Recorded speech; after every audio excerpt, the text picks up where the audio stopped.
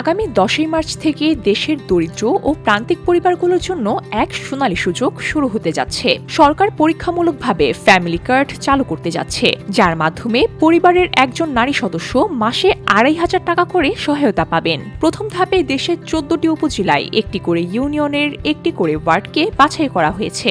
এই কার্ড শুধু অর্থ নয়, এটি নারীর ক্ষমতায়ন, পরিবারের সমৃদ্ধি এবং আগামী প্রজন্মের ভবিষ্যতের জন্য বড় এক পদক্ষেপ। প্রাথমিক পর্যায়ে কার্ডটি পাওয়ার জন্য কোনো বাছাই নয়, বরং মাঠ পর্যায় থেকে ডোর টু ডোর তথ্য সংগ্রহের মাধ্যমে নিশ্চিত করা হবে প্রকৃত উপকারভোগীদের। মঙ্গলবার সচিবালয়ে প্রধানমন্ত্রীর সভাপতিত্বে অনুষ্ঠিত সভা শেষে সাংবাদিকদের এ তথ্য জানান সমাজকল্যাণমন্ত্রী AZM জাহিদ হোসেন। তবে কারা পাবেন এই ফ্যামিলি কার্ড, কত টাকা দেয়া হবে এবং কোথা থেকে আসছে এই প্রকল্পের অর্থ, এমন নানা প্রশ্ন ঘুরছে জনমনে।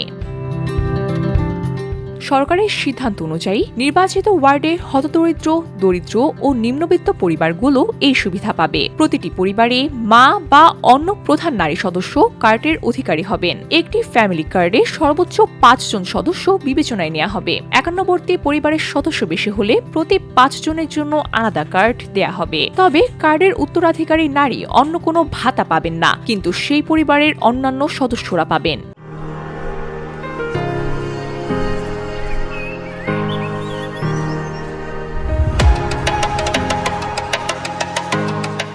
যারা ফ্যামিলি কার্ড পাবেন তারা প্রতি মাসে 2,500 টাকা করে পাবেন। এই অর্থ সরাসরি ব্যাংক অ্যাকাউন্টে অথবা মোবাইল ফিনান্সিয়াল সার্ভিসের মাধ্যমে পাঠানো হবে। সরকারের সিদ্ধান্ত অনুযায়ী এবার প্রাথমিকভাবে যেসব ফ্যামিলি কার্ড দেয়া হচ্ছে তার বিপরীতে কার্ডধারী 2,500 টাকা করে পাবেন। ভবিষ্যতে এই সহায়তার পরিমাণ পর্যায়ক্রমে আরও বাড়ানোর কথাও ইশতেহারে উল্লেখ ছিল।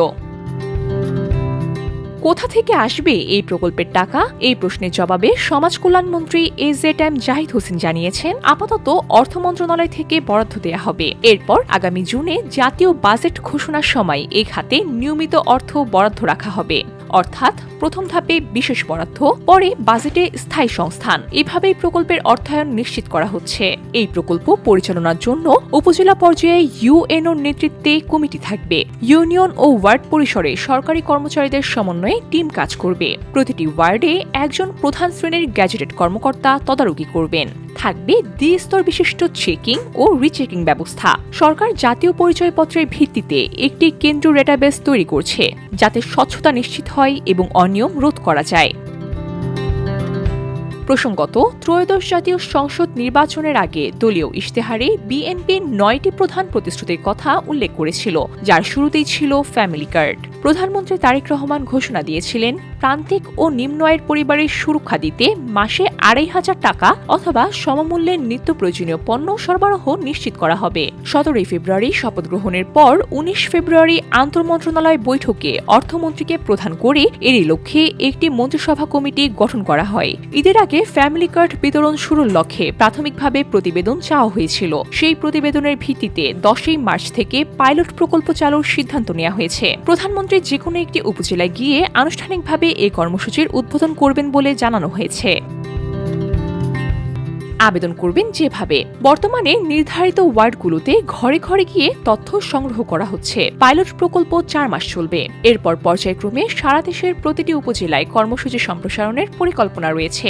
যাদের বিবেচনায় নেওয়া হচ্ছে তাদের জাতীয় পরিচয়পত্র, রঙিন ছবি, সচল মোবাইল নাম্বার বা ব্যাংক নাম্বার প্রস্তুত রাখতে বলা হয়েছে। পরে নির্দিষ্ট আবেদনের ফর্ম স্থানীয় সরকার প্রতিষ্ঠান বা সরকারের অনলাইন পোর্টাল থেকে সংগ্রহ করা যাবে, যদিও আবেদন প্রক্রিয়া এখনো পুরোপুরিভাবে চূড়ান্ত হয়নি। যদিও এর আগে আওয়ামী লীগ সরকারের সময় টিসিবির মাধ্যমে স্মার্ট ফ্যামিলি কার্ড চালু ছিল, তবে এবার নতুন সরকার সরাসরি নগদ সহায়তার মাধ্যমে প্রান্তিক পরিবারের নারীদের আর্থিক নিরাপত্তা নিশ্চিত করতে যাচ্ছে। 10ই মার্চ থেকে শুরু হওয়া এই কর্মসূচি এখন দেশ জুড়ে আলোচনার কেন্দ্রবিন্দুতে। প্রশ্ন একটাই, এই ফ্যামিলি কার্ড কি বদলে দিবে প্রান্তিক পরিবারের জীবন? VOD Bangla news desk.